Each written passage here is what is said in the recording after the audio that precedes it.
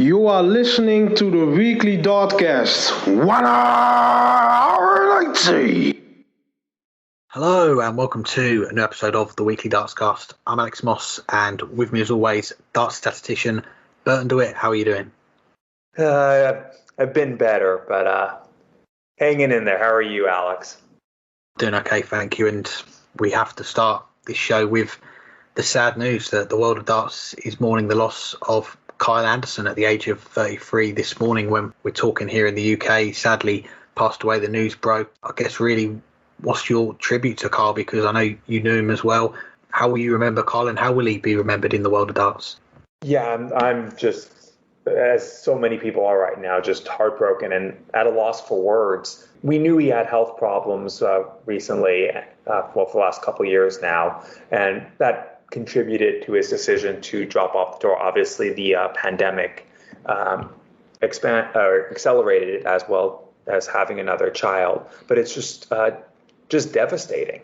He was, as pretty much everyone who has spoken, because the news broke today by the time you're listening to this a couple of days ago, but everyone who has spoken, at least as of the time we've recorded it, has said it's the person he was that defines him. Not that he was a phenomenally gifted darts player, a player who could, on his day, stand toe-to-toe with Michael van Gerwen, outplay Michael van Gerwen, beat Michael van Gerwen, or push Michael van Gerwen in a televised major semifinals all the way. But that wasn't what defined him. What defined him was the person he was and the commitment that he made to his career, moving more than halfway around the globe. When he's a family man and a proud family man, to do that was just heart-wrenching for him and gut-wrenching for him every time he had to do it. But he did it to forge his career. And it's just really sad to lose one of the genuinely good people. As a darts player, he'll be remembered, obviously, for those 9 darters, the one at the World Championships, the one in the European Championship semifinal against Michael van Gerwen. He'll be remembered for winning on the World Series in Auckland in that great final against his compatriot, Corey Cadby. He didn't achieve everything he could have.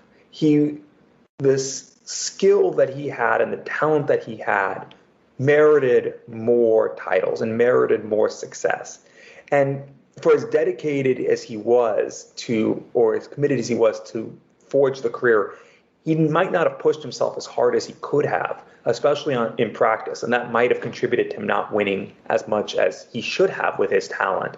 But it doesn't subtract away from what we saw when he was on and what he could and often did do on the hockey.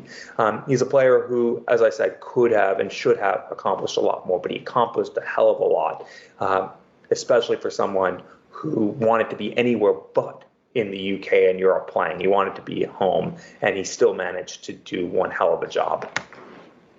I don't think I could have put it any better myself. He's a special talent and, like you say, a special person, a top guy. You only have to look at the tributes that have been flooding in on social media today from darts players, darts fans, people that knew Kyle on the hockey, off the hockey. They've all said, as much as he was a great dart player, he was an even better person. He was fun to be around. I didn't have the pleasure of being in his company, but from everyone that's spoken about him today, they've said of how much they enjoyed being around him.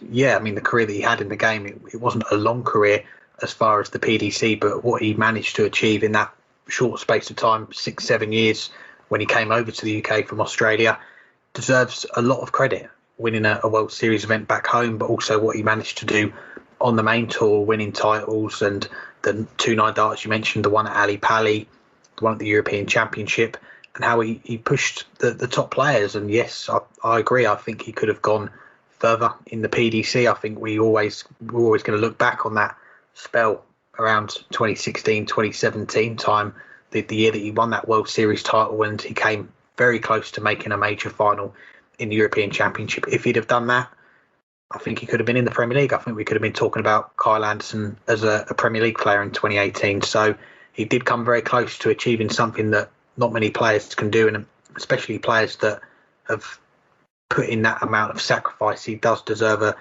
a lot of credit. And start of this year, we were talking about him because he decided to give up his tour card. He decided to stay back home in Australia.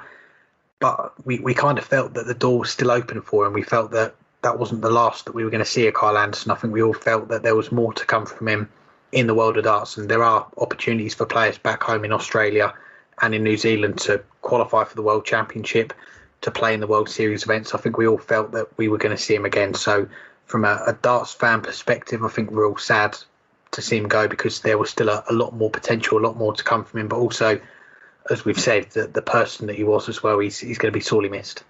Yeah, and words have eluded me all day, and I was looking while I was talking for the word sacrifice. You said it, and I just couldn't get the word because I don't have words right now. So thank you for finding the word that I couldn't. But the show must go on, and there is darts to talk about. We were all set for a women's series preview special this week, but the German leg had to be canceled due to a lack of entries. I think it was 22 entries, if I'm not mistaken. How crucial will it be for the uptake of ladies darts in the PDC, the next two events? What's needed, do you think, for the ladies game to flourish? Yeah, I think it is hugely disappointing, and there's no getting away from it. Kirsty Hutchinson, a good friend of the show, who was one of the 22 entered for this upcoming weekend in Germany, she voiced her displeasure on Twitter and said, "We complain there is no money or opportunities in the game, but we're being handed it on a silver platter, and still it's too much effort for us." She had flights, she had hotels booked for this weekend. I believe Mikuru Suzuki, the reigning world champion, was due to be in Germany this weekend as well. So for those players, it is bitterly disappointing. But I guess on one side, we do know that those events, they've not been scrapped completely. They are going to be added on to the two other weekends. So the end of September, the end of October time, we're going to get 6 events over the weekend rather than the 4. So that prize money is still going to be there. But if you're looking at it from a PDC perspective and the guys higher up, it's not a good look for them, is it, to have to cancel events? It very rarely happens where you have a lack of entries and they decide to pull the plug on the event. So that's not going to be a good look for the ladies game, especially going forward. And there is some talent in the ladies game. We all know, we've seen what the likes of Fallon Sherrick and Lisa Ashton have done. And for the PDC, as much as it is a USP for their product, you've got the ladies going up against the men. Very few sports do you see that happen at the very top level. It is something that I know the PDC are desperate to continue, and whether that be through a ladies series like we were going to have this year with the 3 weekends, or if they go back to just having a one weekend event, a couple of qualifiers. I do think that the ladies game is something that the PDC are going to continue to look at. But as far as were they running before they could walk, I guess, the PDC, and putting on 3 weekends this year, perhaps I think you could look at it and say maybe they could have done 1 again or done 2 again and look at it next year, because you've got to look at the ladies game at the moment. There's not been a lot of opportunities for them to play this year, especially in-person darts. We know, we're going to come on to it later on in the show, that we've got organisations that are getting back up and running again, especially in September time. But as far as 2021 so far, the first 8 months, there has not been a lot. And I guess getting the ladies to commit to go to Germany this weekend, when you look at the talent that was going to be heading there and the prize money, yes, it's good money for the ladies, but if you're not making semi-finals and finals, you are going to be out of pocket. So I can see both sides of it, but I think going forward for the ladies game to flourish, the second part of the question, I think we do need a bit of time, because the ladies game has been underinvested for a long time, and we're now starting to see those opportunities come for them.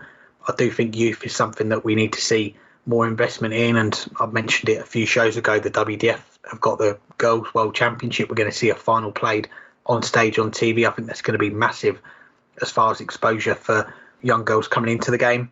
And also I think the amateur game, it's been a very quiet last year, 18 months. Now that we are going to see the WDF, MAD, the UKDA, local level darts come back, I think we are going to see more ladies start to pick it up. But I think it might have been a step too quickly for a lot of the ladies to commit to going to Germany this weekend. Yeah, and I think that's hit the nail. Oh my God, I have no words today. That hit the nail on the head there at the end. It's not that they tried to run before they could walk, as you asked when you started your answer, but it's what you said at the end, that it's that they went too quickly for now. If this were 2 years ago when this was going on, there clearly would have been more than 22 entries. But here we are in the pandemic where things have started to get worse again in many places in the world, or at least a little bit of uncertainty has recrept in. And international travel has become just a little bit more daunting again. I say as someone who just a couple weeks ago took an international trip that maybe I shouldn't have done, but you do have to look out for your health right now.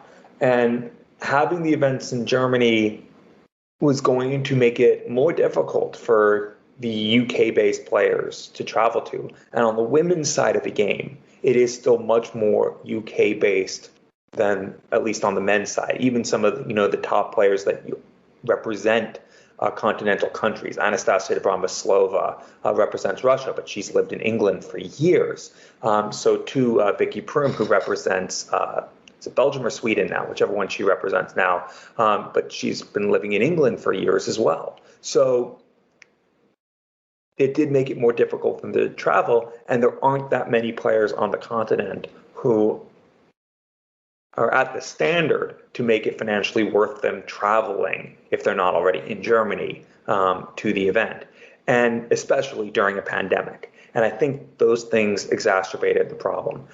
That said, we have seen less than anticipated entries before, even in the UK events. If you go back to the World Championship qualifiers a couple of years ago, granted they were on a Monday and they were fairly last minute, and it led to only about 40 entries, and they were free, which didn't look good. But we saw last year just how many women would come out when everything was announced and planned well in advance, and it was in an accessible location on the weekend. I think, though, in the middle of the pandemic, traveling to Europe, where the women's game isn't as developed as in the UK, was in the end problematic for right now. Likewise, because a lot of women haven't had the opportunity to play competitively, as you mentioned, it was asking a lot for them to go fly to Germany, even if they were coming, or take a train to Germany if they were coming from like the Netherlands, when they're not match sharp. But it does mean that the next couple events will be important. They need to show that there is that interest and that demand, and that more than 22 people are going to go out to play in these events. That said, PDC, as you said, is in this for the long haul. I'm not too worried. I don't think the PDC is going to back off of the women's game right now, especially when the amateur game is a bit disorganized. There's a lot of groups that are trying to provide that organization, but we don't know where that will land. The women's game needs some professional stability, and the PDC seemed the best bet to offer it. And now move on to our first guest on this week's show, and it is the player who is currently top of the UK Development Tour after the first weekend, Dom Taylor. I'm pleased to say I'm joined by the current leader on the UK Development Tour Order of Merit, Dom Taylor. Thanks for the time, Dom. How are you doing? No worries, buddy. I'm good myself. Yourself? Doing well, thank you, and no better place to start than this past weekend, the first Development Tour weekend of the year. 4 finals, a title, you're top in the Order of Merit at the halfway point. A few days on, how do you reflect on how the weekend went? Yeah, really good, buddy. I don't know what it was about this weekend, but I just went in feeling a whole different person, and I mean, I was gutted after the first day of losing in the first 2 finals, but then I just carried myself over, pushed on to the next day, and eventually managed to get the 3rd one, unfortunately losing out in the 4th one. But yeah, reflecting on it, it was an absolute amazing weekend, and I can't really see much that I've done wrong myself. Well, we'll come back to the weekend later, but I want to go back to the start for you in darts. Where did it all begin? How did the interest in darts come about?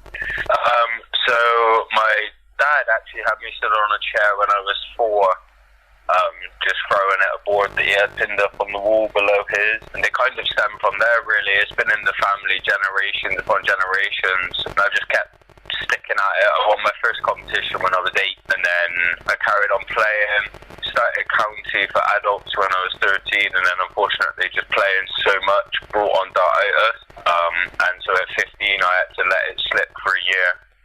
But then I've come back even hungrier, and it's just come back with a vengeance, and I'm playing better than ever before. Just talk to me about that year that you had away from the game. Obviously, dartitis is something that no dart player wants to go through. So what was that year like, taking a break from it and coming back to it, I guess, after having that time off? I mean, it was horrible at first. I was still going out every week to try and just sit there and watch, but with the passion I had and still got for the game, I physically couldn't sit there. Although I didn't take my own darts, I was still picking up someone else's and trying to throw. And I still couldn't even throw with someone else's darts. So I then said to myself, no, you've literally just got to stop. Either don't bother going or just have the willpower to not pick up a dart. I done that. I was throwing little bits for about 6 months, then I stopped completely for 6 months, and it was probably one of the hardest things I've ever done. But I mean, I'm happy I managed to do it, because now I'm coming back and it's better than before, like I said.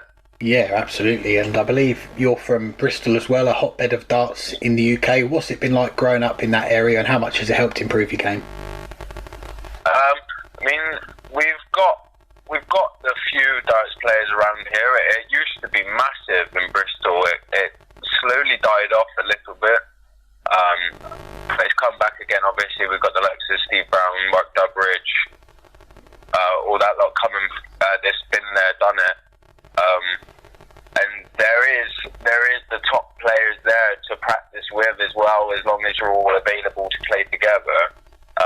But I mean, in the Super League, there's such a high standard that you're constantly pushing yourself to win the game. And your nickname is the Tower. We can see the reason why from the picture of you after you won your title at the weekend. How tall are you? I'm 6'7". And does that make you the tallest player in the PDC, or have you come across someone even taller than you? No, I believe there is. I mean, there was some boy on the tour last year. I believe he's too old now, Bradley Clark. I think he was 6'8". He was just a slight bit taller than me, I think. But there's a good couple of tall fellas, but I haven't actually seen one or stood next to anyone that's been taller than me. Well, it was a couple of years ago, 2019, that you first played on the PDC's development tour, around 2021 at the time. What made you pursue the PDC at that time in particular? I don't know. So, to be honest with you, I didn't actually know about the development tour until people started talking about it, and I seen it come through the GDC.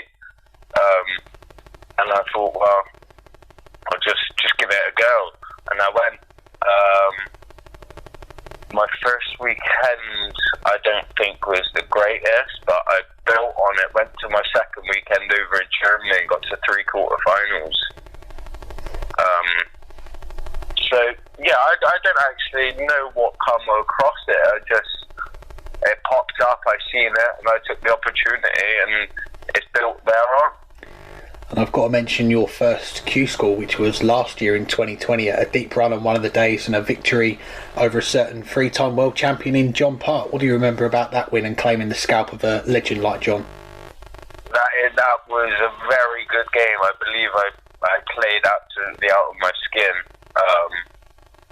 And I didn't really give it. I knew, obviously, going in who I was going up against.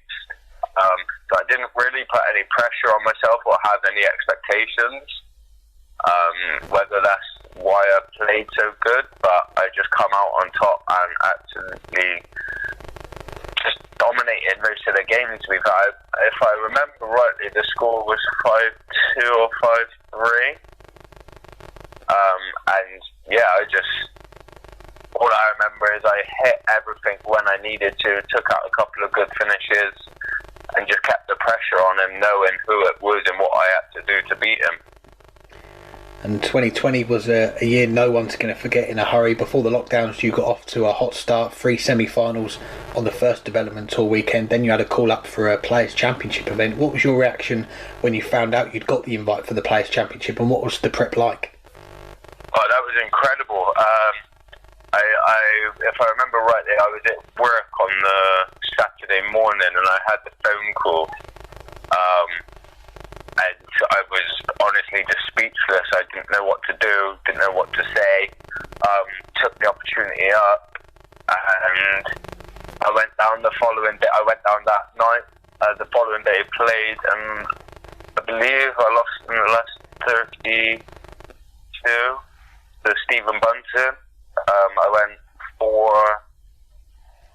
up, and then I just hyperextended my elbow. Something happened, and I couldn't throw the dart again, and he ended up coming back and winning. But yeah, what an experience that was.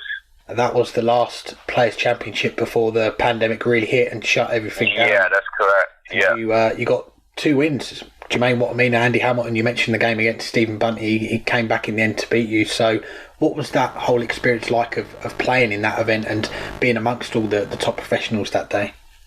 Absolutely fantastic. Even on the practice board, I was practicing with Mike Smith and a couple of others, and just even there, being on the practice board, realising you're actually practicing with the best of the best in the world. It's an unreal feeling. I never usually speak to it. I'm trying to put it into words, and I just can't get out of how it felt. It was that surreal. Well, what was the rest of the year like for you? Because we didn't see much darts beyond the tour card holders until the last 2 or 3 months with the Challenge Tour and the Development Tour coming back. Was it hard to stay motivated, or did you manage to keep practicing throughout and stay focused? So it wasn't too bad for the pandemic. I managed to play a few online competitions when then my daughter come along. So as you can imagine, she kept me very busy throughout the start. I carried on practicing whenever I had time and whatnot, and yeah, it wasn't too bad. I mean, in myself, I do really like to practice as much because of what happened when I was 15 with arthritis. Obviously, they say it's in the head, it's still stuck in the back somewhere. So I don't like to over excessively practice, but yeah, I kept the arm flowing, done what I had to do to keep it going and keep the momentum going. Well, that brings us on to this year, and you've made your debut in a PDC major for the first time at the UK Open. Even though it was behind closed doors, it wasn't at Minehead. What did you take away from that debut that weekend? So again, I went in knowing who I had first round, and Jake is a very good friend of mine, and just to beat him in the first round and get through to the second round of the UK Open in my debut was incredible. I wouldn't have even thought about it, to be fair. Incredible feeling, just even getting through to the second round of the UK Open. And a couple of weeks ago, we saw you on the first weekend of the Challenge Tour this year, a couple of last 16s. You had a couple of 102 averages, which jump off the page. How are you feeling about your game heading into this past weekend on the Development Tour? So I think that did help me a little bit, just knowing the performances I had at the Challenge Tour. The results didn't quite come, but all I was saying to myself was take that performance into this past weekend just gone, and I was going to be fine. The results surely would have come. And then after the first day, losing in the first 2 finals, I said to myself, you cannot lose in another final. And then when I got to that third final, it was like, right, this is time to actually do it. But yeah, I just kept that positive mindset, knowing that I had previously been playing well, getting high performances, but the results weren't coming. I was just saying, if you keep those performances, the results will come. Well, it definitely paid off. As you said, you got to 2 finals on the first day on the Friday, and it was third time to charm the very next day, beating Jack Mail 5-4 in the final to win the first event on the Saturday, your first PDC title. What did that mean to you, having come so close twice the previous day to then get over the line and get that first title? It meant the absolute world. I couldn't even look at anyone or speak. My body just wanted to break down. And yeah, it was. Honestly, I can't speak. I just don't know what to say. It was the feeling of hitting that double. Everything just released, and it was amazing. It was amazing. And even now, I can hear just from hearing your words that you're saying, it was a very special moment. So then to, I guess, try and bring yourself down and get yourself back up for the next event and make a final, that must, even though you didn't win the title in that one, that must rank as a big achievement to have still gone on another big run. Yeah, mate, definitely. I mean, after Friday's run, there was no break. It was 5 minutes after you finished playing, then you were straight back on. And once I had won the first one, I think I had about 8 minutes until I went back on again. And that first round, I was struggling to stand up. My back was hurting. How I pulled through, I will never know, but I just kept my head game there. The game was strong. I just kept saying, just keep pulling through. I did, unfortunately, didn't quite get over the line against Liam, but he played well. But yeah, no, overall was really, really good weekend. And as I mentioned earlier, that weekend has put you top of the UK Development Tour Order of Merit at the halfway point. We've spoken on this show to the two players that are top of the Challenge Tour at the halfway point, and they've both said still a long way to go, nothing's won yet, and I'm sure you'll say exactly the same. But what would it mean to you to get over the line in that next weekend, win the tour card and be on the main tour next year? Absolutely everything. I don't know what would top that off, to be fair, especially with the other opportunities that are up for grabs. If that were to happen, just the big last push, like they've said, it is still a long way to go. Nothing's won. Just gotta have a good weekend. Just keep this positive thinking, positive gameplay going. And if I manage to make it onto the Pro Tour for 2 years, that would be absolutely phenomenal. And lastly, not that you need any more incentives, you've got the spot of the World Championships to whoever finishes top, the 2-year tour card, but now also the Grand Slam on the line as well, a chance to play at least 3 games on TV later this year. What's the plan between now and the end of October to make sure that you are fully ready for what will be a big weekend in your young career? Just keep the practice going.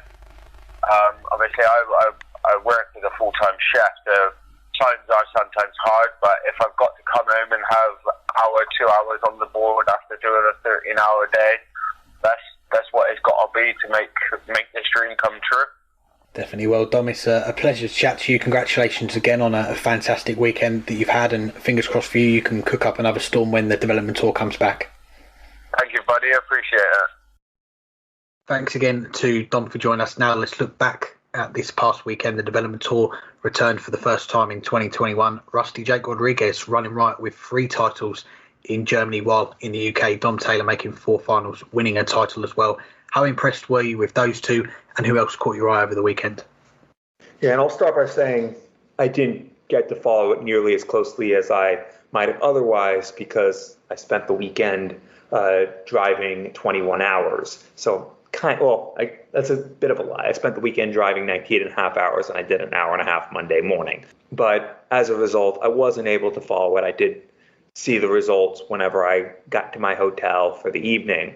But I guess have to start with Rusty Jake Rodriguez. And I think I had the first go at answering the question last week, who are the people to look out for. So I had to take the obvious answer so that you wouldn't. And the obvious answer heading into the weekend was Rusty Jake Rodriguez, because he's been very good when he's gotten into the Pro Tour events and been equally good in the Challenge Tour so far this year. And to no one's surprise, he was by far the form and class player in the European one, winning 2 titles, his first and second.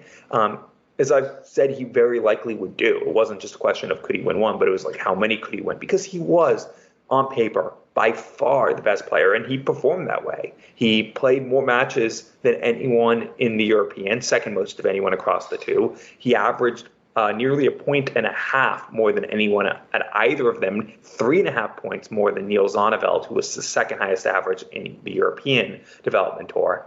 And it turned into 2 titles. Dom Taylor, not a player that we had thrown the name around heading into it, but, well, it's a pretty darn good weekend. 4 finals, the first 4 events making the final, winning the third, and losing in competitive matches in the final in the other 3. Didn't get as much done on the final day, but, when you make 4 finals, you can't begrudge one bad day on the back end of that. Who else caught my eye?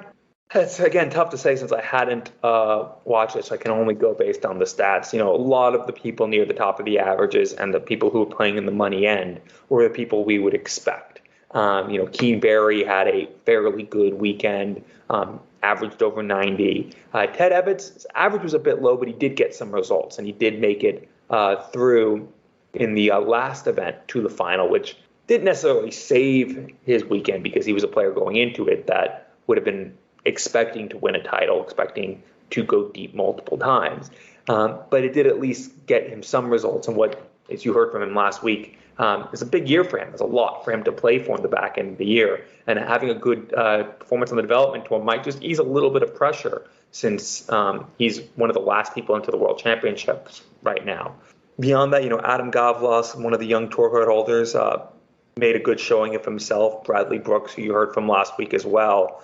But it's, it tells you just, how many players played between 18 and 23 matches and averaged between 83 and 88. There's quite a few, and that tells you how compact and how even the field is and how deep. An 83 average in the development tour might not sound like a lot if you're used to watching the Pro Tour, but throw 5 points on that because that's what they would do when they need to against players of that quality. It's a lot. You're going to go against some players who are weaker, and you might miss a bunch of darts at double because you have no pressure on you. That lowers the average of everyone in here with those matches against the less experienced players.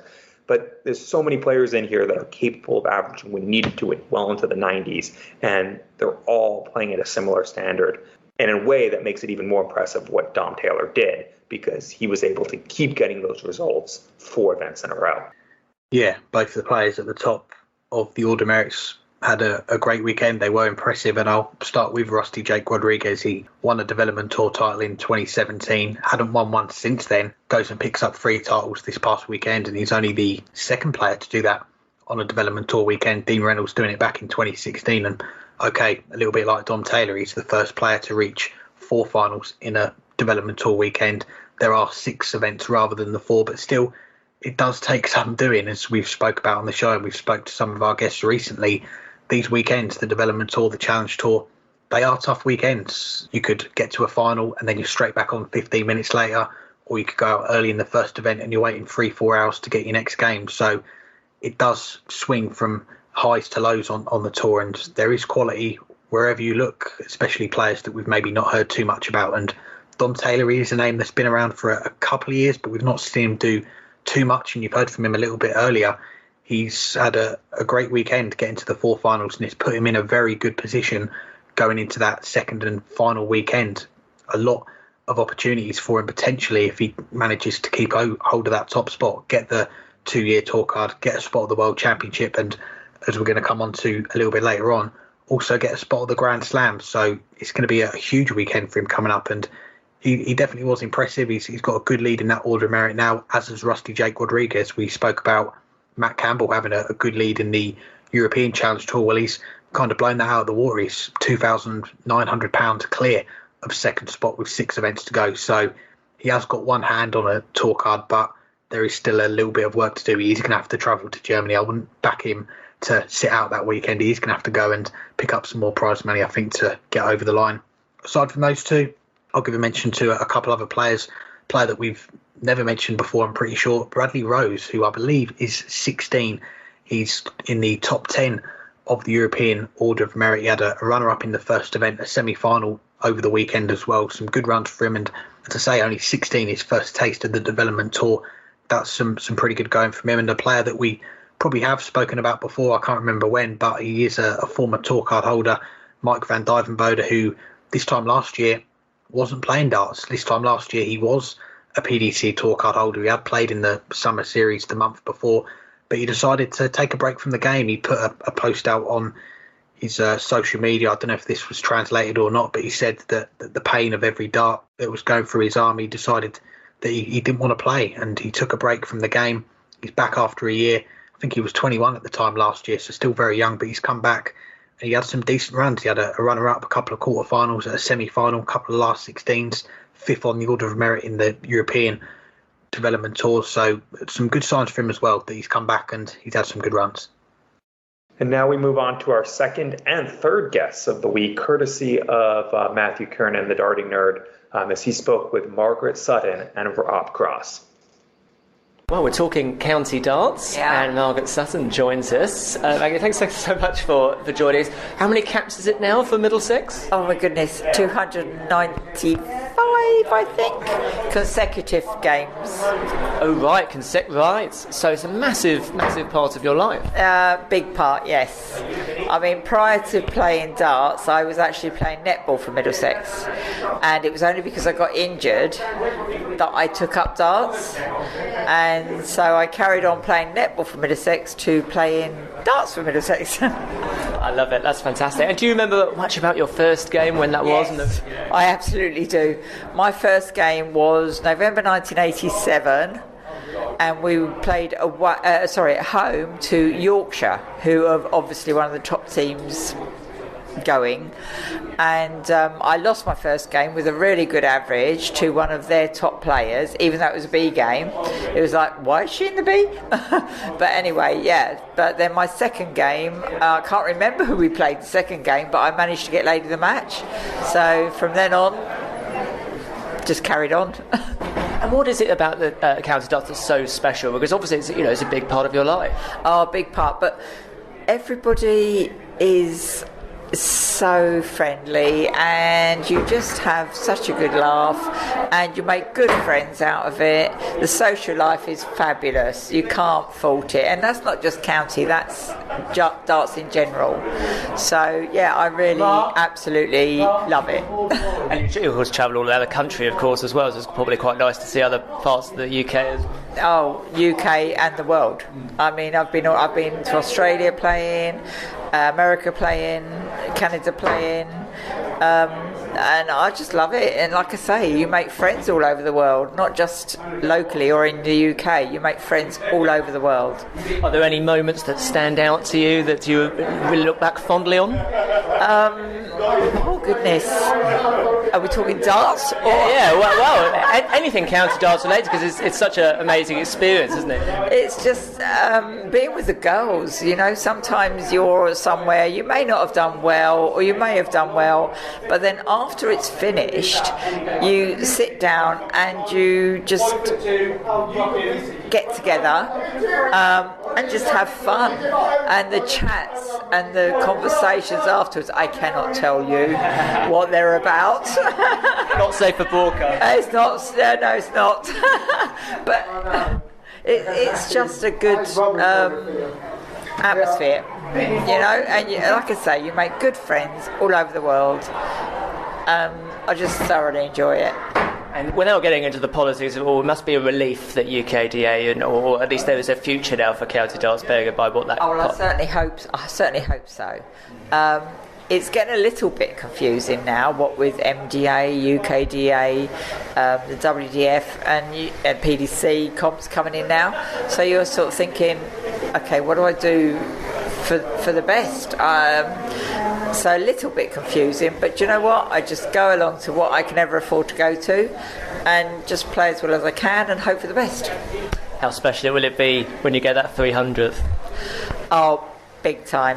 The downside on that is that it's not going to be under BDO in a way, because it's sort of a special thing.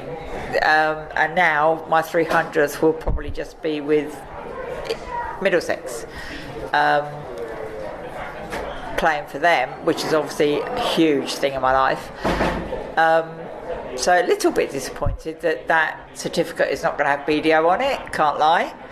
But hopefully it'll be sorted out. It's still going to be 300 consecutive for Middlesex, and that's what matters to me. Fantastic, because we forget that, of course, though, because of the last couple of years of the BDO, obviously, it was a bit controversial. But for the county game, actually, did an awful lot for it.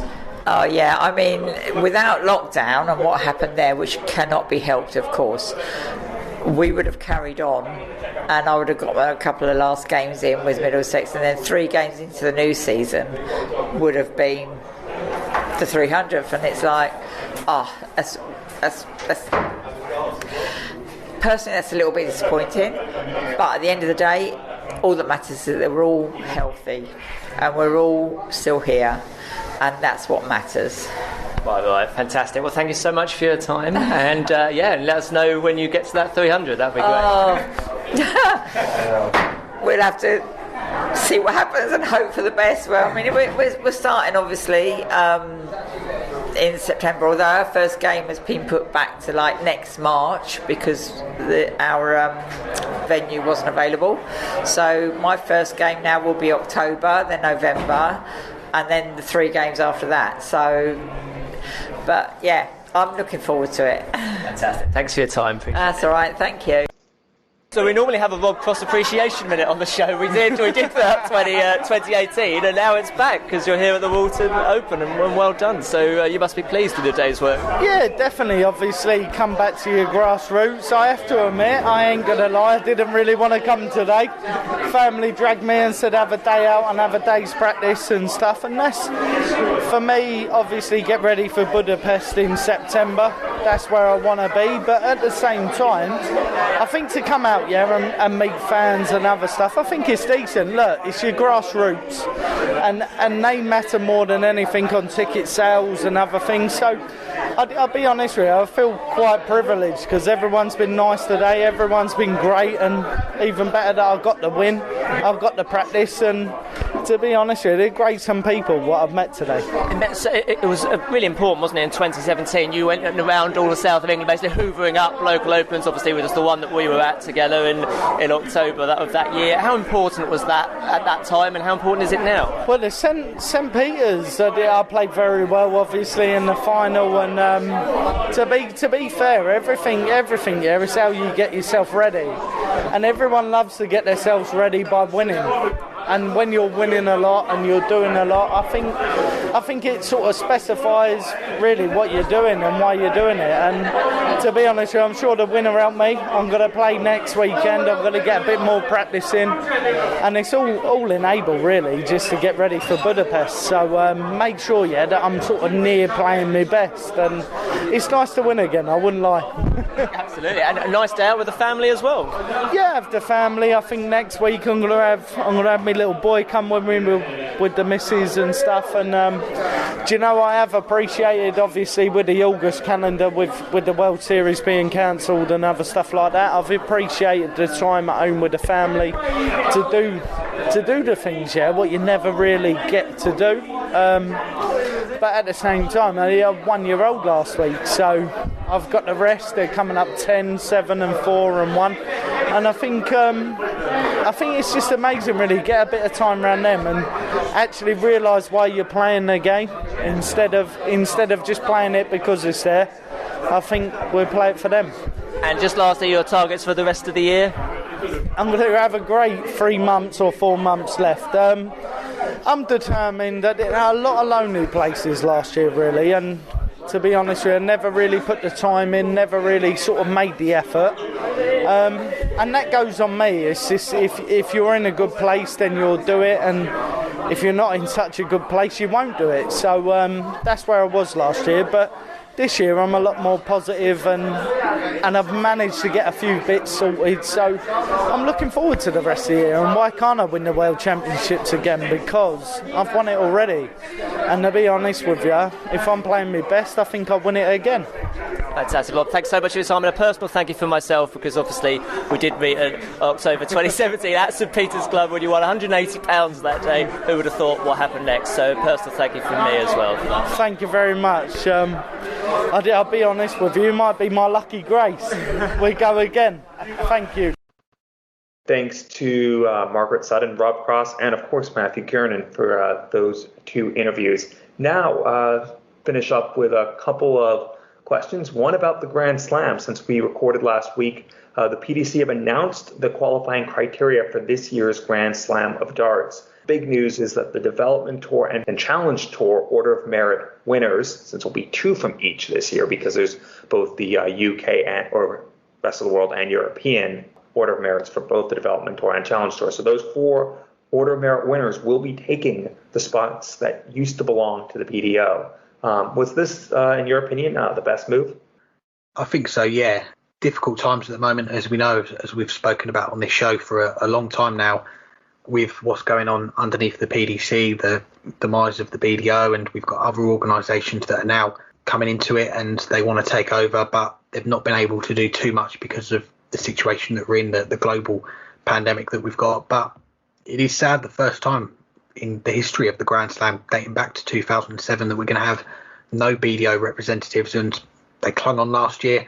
2020, we had Wayne Warren, Mikuru Suzuki, the two BDO world champions from 2020, but we knew there wasn't going to be any representatives from the BDO this year. How were they going to fill those spots? And long-time listeners of the show will know we've suggested it for a few years now, not to get rid of the BDO spots, but to include spots for the Development Tour and Challenge Tour and give a little bit more incentive for players to go and play on those tours. Okay, they've already got enough with the 2-year tour card in the World Championship, but reward those tours a little bit more because they are feeding into the system of the PDCs, players coming through the ranks. So I think it's a good move. Yes, it's a little bit different this year. We've got the European and the UK split, so we're going to have 4 rather than the 2. Whether that stays the same next year, we're not quite sure yet, but I do think it was a good move. Going forward, I still do think there's going to be changes to the Grand Slam, particularly next year. We spoke to a few people last year around November time when the Grand Slam was going.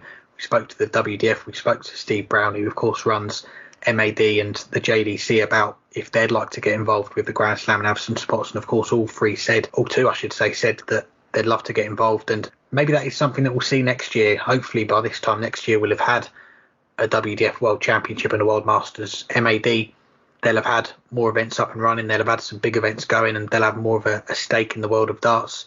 The JDC players may be a little bit young. You go back a couple of years, Leighton Bennett was touted as a player that could be in the Grand Slam. I know Des Jacklin at the time, still the BDO chairman, he wanted him involved, but the PDC said he's probably a little bit too young to play in it. So probably looking at the WDF and MAD for some spots in 2022. And where are they going to come from?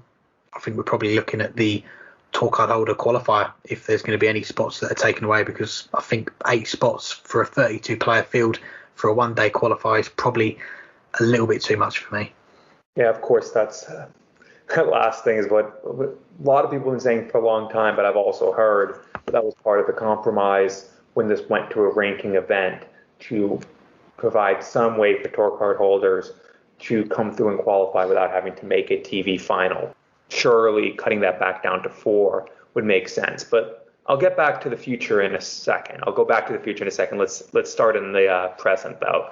And yeah, I think this was the right call for this year. I still think that those spots should go, at least some of those spots should go to the various affiliate tours around the world to give an extra carrot to the players playing the Asian Tour, the Oceania Tour, the CDC, Nordic and Baltic Tour as well. That carrot of, if you top the order of merit, there's 3 guaranteed matches on TV. Well, 4 if you count the World Championships, but the 3, 5 if you include the World Cup. But at least the 3 group stage matches at the Grand Slam against the best of the world. But that wasn't realistic this year because all of the regional tours are either on an abbreviated schedule. In Australia, they're playing in pods. You don't have one tour, you have a bunch of state-based tours. That seems to be more something for next year. But as you also mentioned, next year there will likely be a WDF World Championship and possibly other events that have been staged by the various other organizations. Not to mention something that you skipped, but definitely is a contender to get one of the spots in, the World Senior Championship. You think the PDC aren't going to extend an invite to Phil Taylor if he wins that? Doesn't mean Phil Taylor is going to accept it. Doesn't mean Phil Taylor wants to go back to Wolverhampton and play. But that has to be one of the considerations of one of the events that might produce a player in next year's Grand Slam. I agree that the Grand Slam will change next year. I'm not sure how. Ideally, like you said, they'll cut back the number of qualifiers, but I just don't see that happening. I think they like having the 8. It's a big boost to the PDPA tour card holders to know that there's this qualifier that's going to produce a lot of spots, and those spots get 3 matches on TV. But if that cuts back to 4, that really does open the door to add in more spots to the various satellite tours as well as the amateur tours. But for this year, I think this was the right call, and I have no problems with it. I think it's great to give the Development Tour and Challenge Tour players more opportunities, and especially opportunities that get them on television. That's a great shout on the World Seniors. I must admit, I was trying to blank out the World Seniors for a little while after the news that broke at the weekend, Coach Stompy deciding not to enter the qualifiers, but I'm sure I'll get up for it when the time comes. Our last question that we're going to talk about, our last topic for this week's show.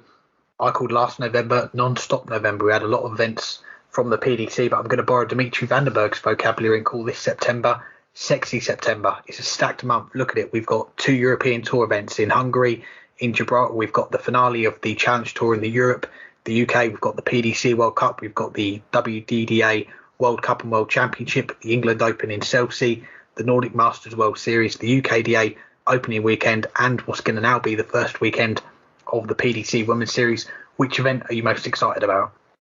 Yeah, we always see this after the August break. Things really pick up, especially October and November with all the televised events. But this year, we're seeing a bunch of things come up in September. What am I the most excited for, though? I'm going to have to say the European Tour's return. The European Tour is just great, and we finally get that event in Hungary. We also get Gibraltar, which is one of the few remaining events that have been on the calendar the entire time. Granted, it didn't get staged last year, but it was on the calendar. It just had to drop off because, well, we had a pandemic. But to get the European Tour back up and running, even if it's hardly a tour, it's more of a pit stop this year, is really going to be just a relief. And to be able to have that going, Friday, Saturday, Sunday, have what is, okay, it's a Pro Tour weekend because it is on the Pro Tour. A lot of people forget that. But it is a stage event as well. And it's just the best part of it. And sorry, I'm still struggling for words because all that's popping into my mind was when Kyle Anderson beat Michael Van Gerwen on the European Tour a few years ago in the match that he had the 3 bullseye finishes. Was probably the best player that weekend, but didn't go on to lift the title. You get performances like that on the short matches where anything can happen, but as a result, you can have something memorable like that because it's a first to 6. Half the legs could be won on bull. That's not going to happen. Very rarely going to happen on a race to 10 or 12. But you can have 3 legs in a row even. But yeah, I'll stop rambling. I'm excited for the European Tour to return more than anything else. Yes, a good choice. And this month, upcoming September, it kind of feels like darts is back, and big time darts that came back with the World Match Play, the full crowds at the Winter Gardens. But you look at darts underneath the PDC, and we're going to see the WDF England Open, one of their first big events, get going again. We're going to see the UKDA, who have spent a lot of time since they got the county game here in the UK, planning when they're going to get going again, and they are going to get the green light to go again in a few weeks' time. The European Tour, yeah, I can't argue with that. That's going to be fun to see those 2 events come back, and particularly the one in Hungary, because we go back last year, they were going to have their first European Tour event last year. The pandemic came, and sadly they didn't get the opportunity, but they are going to get the opportunity next week, and we are hopeful of chatting to one of the host nation qualifiers, one of the ones who has definitely caught the eye with wearing sunglasses on his head. We're going to find out a little bit more about that next week, hopefully. But yeah, definitely the European Tour for me. I'm probably going to go with the PDC World Cup. And last year, okay, take nothing away from what Team Wales did. That was probably the highlight of the weekend, was them 2 and how they performed over the weekend. But there was a lot of one-sided games, and there wasn't really much of a challenge coming their way. But we do know Peter Wright, he did say on the show quite recently that he is going to be going to Germany to try and win back that World Cup. Is he going to have Gary Anderson with him? We don't know yet. But aside from those 2 possibly partnering up again to go up against the defending champions, Gerwyn Price and Johnny Clayton, you've also got the prospect of Michael Van Gerwen having a new partner with Dirk van Dijvenbode. And Team England, you've got James Wade coming back for the first time since the inaugural World Cup in 2010. I can't remember who won that event, but he's going to be in it. We don't know who he's going to be with. Probably going to be with Dave Chisnell for that one. So that's a new lineup for England. I'm probably going to go with the World Cup. I'm a fan of the World Cup, but wherever you look, those 4 weekends, plenty of darts to look forward to. You want me to tell you who won that 2010 World Cup? Yeah, I think I know where you're going with this. Well, it wasn't England because they lost to Spain in the first round. Raymond van Barneveld and some other guy won it. But anything else for this week? Yes, as always, got to say big thank you to you, the listener, for listening in, for joining us, to Don Taylor for joining us, Matthew Kiernan for those chats with Margaret Sutton and Rob Cross. Kind of feels like, again, darts is coming back. We've got Matthew sending in interviews from the Opens that he's been to the previous weekend, so appreciate him for doing that as always. And we've got our Dartscast trivia. We had the rollover. Congratulations to John Thompson, who was the first to guess the 5 finalists in last year's PDC Women's Series: Dita Hedman, Lisa Ashton, Fallon Sherrick, Corinne Hammond and Eileen de Graaf. And here is our producer Hannah with this week's Dartscast trivia. All right, here's this week's trivia question. Next week, Hungary will host its first PDC European Tour event. Including Hungary, how many countries have now hosted a European Tour event? That is, including Hungary, how many countries have now hosted a European Tour event? Good luck, and rest in peace, Kyle. Best of luck with that question. As Alex said, thanks to all of our guests, Matthew Kiernan, of course, for sorting a couple of those interviews for us, Anna for reading the question and producing the show as always. Alex, thank you for co-hosting with me and for helping set the spreadsheet. And thank you to all the listeners who, well, listen. We'll be back hopefully next week to start getting ready for Sexy September. If there's anything we haven't talked about that we should, let us know. If there's anyone you want on, let us know. It is Sexy September after all. But for Alex Moss, I am Burton DeWitt. Thank you for listening. Just have to hang tight until next time. I'd say that in household, the week in household was brilliant. Me, Mac, and one of Mac's mates, we called him Spag. We drove across from England, went across, and it was just a chilled drive the whole way. I've never been on the Euro Channel, and I went on that, so that was brilliant. Then we got there, and it wasn't more of a tournament feel. I just felt at ease for the whole week. And to the game against Michael, it was a width of 5 that could have made me, I don't know, rich, or it could have made me the Premier League. It was a total, let's say, a centimetre could have changed my life.